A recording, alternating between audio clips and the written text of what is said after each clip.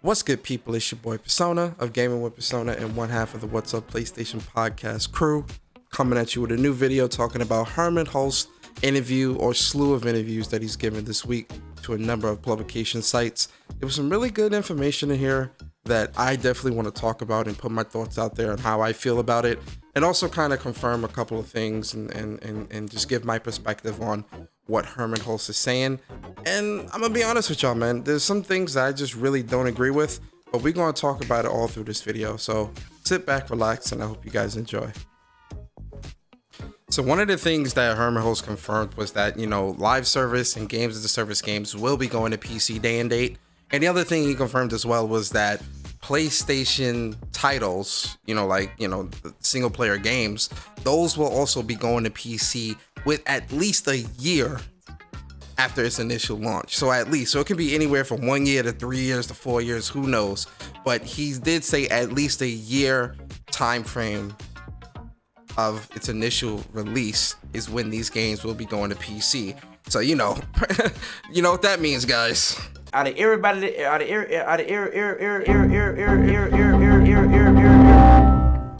Make sure them PC checkups are up to date because these PlayStation games are coming.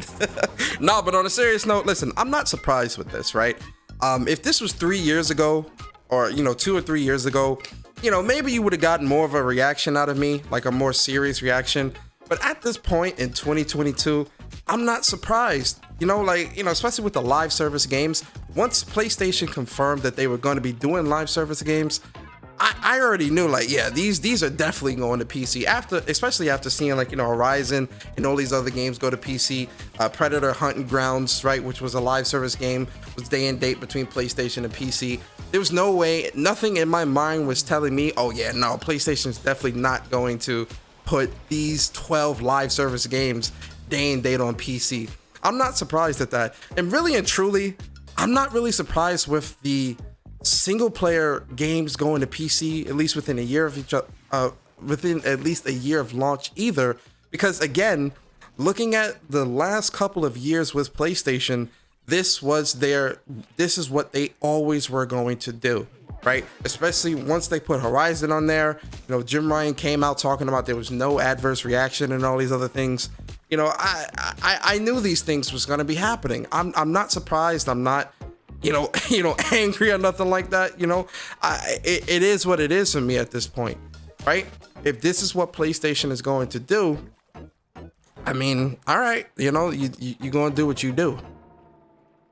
Now, this is where they have an uphill battle, right? Because, especially with the live service games, my whole thing with the live service games is that, okay, you're going to put these on PC. You want to make sure that there's a big thriving community and things like that. Fine, right? But where you have an uphill battle, especially PlayStation, is the fact that I hope you're not expecting PlayStation fans to be paying for PlayStation Plus to play online and PC fans don't. The audacity! So if you're going to put out some free to play games as a service, live service games, obviously you don't need Plus for that. But I'm talking about the ones that you're gonna have to charge for, right? So for example, Last of Us Factions 2, which I'm gonna be honest with you guys, I will put this disclaimer out here. Last of Us Factions 2, that will probably be the one that will definitely be the hardest to ignore, right? But when it comes to a lot of these other live service games, how is that gonna work if someone has to buy the game and also have Plus, and it's coming out day and date on PC, and PC doesn't have to have that? You're gonna have to make that abundantly clear, PlayStation, for the fans and consumers, because that's definitely gonna leave a bad taste in a lot of people's mouths, because it's just like, I don't think there's any way you can truly justify that, right? So that is definitely something that they're gonna have to make abundantly clear. So one of my biggest issues with this interview, the one he did with Axios, that was the first one that I saw. One of my biggest issues with this is that there really isn't a whole lot of mention of the PlayStation console and what's happening in the future, right? One of the things that I'm looking at PlayStation and looking for is, what does the future of PlayStation look like, right? We still don't really have a concrete timeline. Yeah, we got a couple games here and there. We know Forspoken is coming. We know Stellar Blade is coming in 2023. We know about Final Fantasy 16, but there isn't really a concrete timeline or a concrete showing of like, Spider-Man, Wolverine, whatever else the other teams are working on, what other partnerships you have going on that benefit PlayStation, right? That's my whole thing here, right? The other business moves that PlayStation is trying to do, obviously you want to make your money, get money from coming in from all angles and things like that. From a business perspective, I understand that completely. But as a PlayStation fan and as someone that, it cares about PlayStation, what is it that's happening with PlayStation?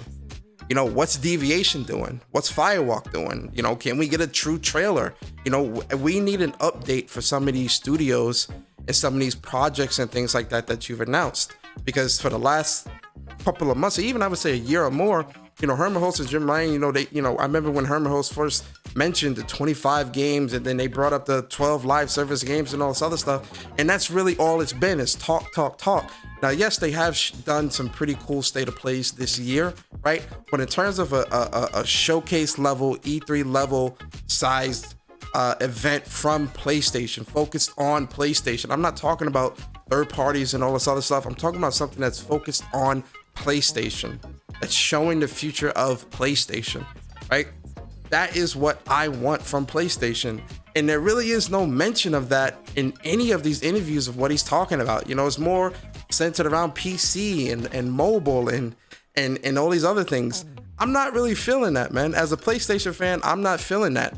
Yeah, we got great games that have released in 2022. Yes, we have, God of War Ragnarok coming out later this year.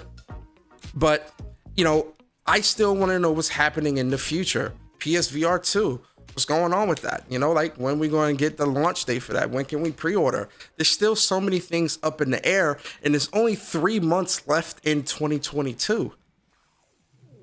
So one of the biggest things that also came from the interview with Hermen Hulst was the mention of cross-generational titles.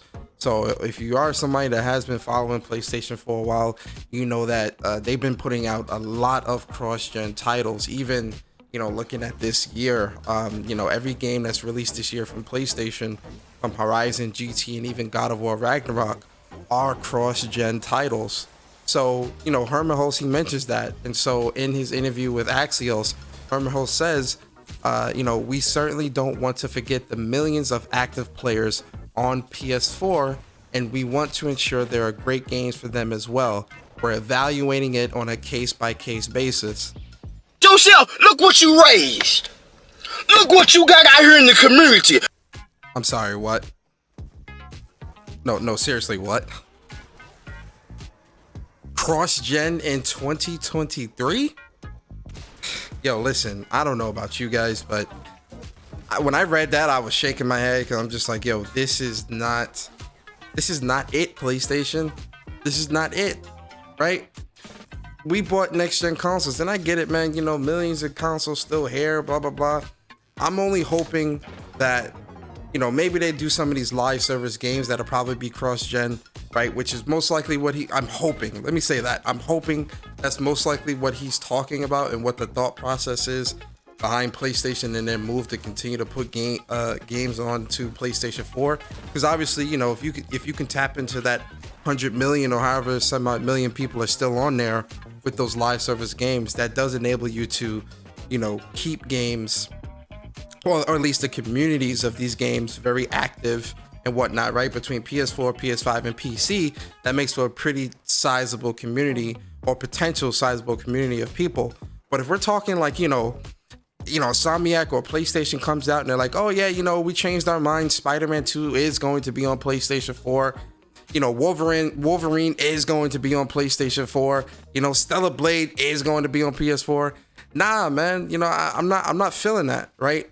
I know this may come off a bit selfish, but gaming is a selfish hobby, right? So shout out to my boy Barry. I don't want that, man. I really don't want that. Like, it's time to leave these last gen consoles behind, right?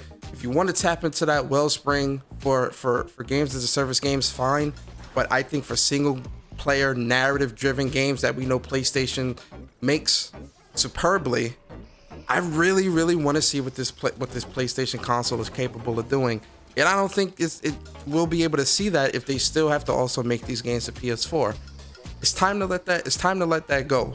Like, really and truly, 2023, 3 years, unacceptable, man. I'm not feeling that at all.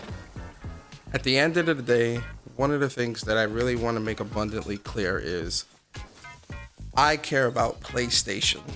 You know, this PC stuff, this mobile stuff, I don't really care about that stuff, like, really and truly, right? You know, it's happening. I've accepted it for what it is, right? And for me as a gamer, I'm not somebody that's going to want to wait a year or more to play a critically acclaimed game like, you know, God of War Ragnarok, right? That's not something that I'm trying to wait to play. I want to play that right away. And I think PlayStation knows that for a lot of its fans and a lot of people that, yeah, obviously you're going to have people that will wait, right? Obviously. But I think for a large majority of people, they're not going to want to wait. I'm not going to wait. No one is waiting, right? But that still doesn't mean that PlayStation should be put on the back burner, because you know that you've got fans and people that will still play the games day one on the PlayStation. There still needs to be a focus on PlayStation, building up PlayStation and keeping fans in the know. You know, this new regime that we have at PlayStation, the messaging and just their delivery with a lot of news and game announcements and things like that, it's been really hit and miss this generation for me, man. You know, some, it'd be certain spots of the year they would do good, where it's like, yeah, you know, you're doing really good. You're giving us great news. You're very consistent. And then there's other parts where they kind of just go dark, and, you know, it kind of just tapers off, and it's really weird. And I'm not saying there needs to be a crazy, amazing announcement every single week, right? But I think there needs to be a bit more steady flow of content or as news that is releasing, right? You know, the PlayStation is definitely being more tight-lipped, keeping things much more closer to the chest this generation. And I don't know if that has to do with, you know, issues going on behind the scenes. Like, who knows what it is. But especially if we're looking at this year, I know a lot of people are going to tell you, oh yeah, you know, there shouldn't be a PlayStation showcase. I'm here to tell you that's bullshit, right? There definitely, absolutely, 100% needs to be a showcase this year, especially after this interview, or these slew of interviews that Hermen Hulst has been giving, speaking on PC, speaking on mobile, talking about games still going to be cross, you know, certain games are going to be cross-gen going into 2023, confirming that games, you know, games as a service and live service games are going day and date to PC, confirming that, you know, single player games are going to PC at least a year after launch. You know, there's a lot of, in my opinion, a lot of negative press and a lot of things that's causing a lot of uncertainty for PlayStation from my perspective. And I think that PlayStation needs to definitely come out and do a blowout showcase and really just reaffirm fans, say, oh, look, we got y'all when it comes to the games. This is what the future of PlayStation looks like. Every time I say, you know, they need to do a showcase or something like that, people want to bring up state of plays and all this other stuff. Listen, I'm talking a showcase. They need to do a proper E3 level showcase, showing off their partnerships, showing off, you know, updates on some of the games that they've already announced. Like, again, Spider-Man and Wolverine, we're way past due for an update with that stuff. Seeing what Bend is working on, what other projects is Insomniac or Sucker Punch or whoever is working on, what other second party deals do you got going? You know, PlayStation needs to do that. They need to come out, whatever timed exclusives you got coming, they need to do a proper E3 level showcase this year, right? And in terms of this interview, I mean, listen, man, guys, you have to make a decision at this point, right? PlayStation Nation, you have to make a decision. Either, you know, are you going to wait a year or more for, you know, something the likes of God of War, or are you going to play it day one? As me, as a gamer, I'm not waiting for no games, right? If a game is coming to a platform that I own, I'm playing it on that platform. It's that simple, right? But yo, let me know in the comments, man, how y'all feeling about this interview from Hermen? Are you feeling it? Are you not feeling it? I would love to know. Listen, guys, I appreciate y'all coming through. I hope you enjoyed the video. Like, comment, subscribe. It's been your boy Persona, and I'm out, guys. Peace.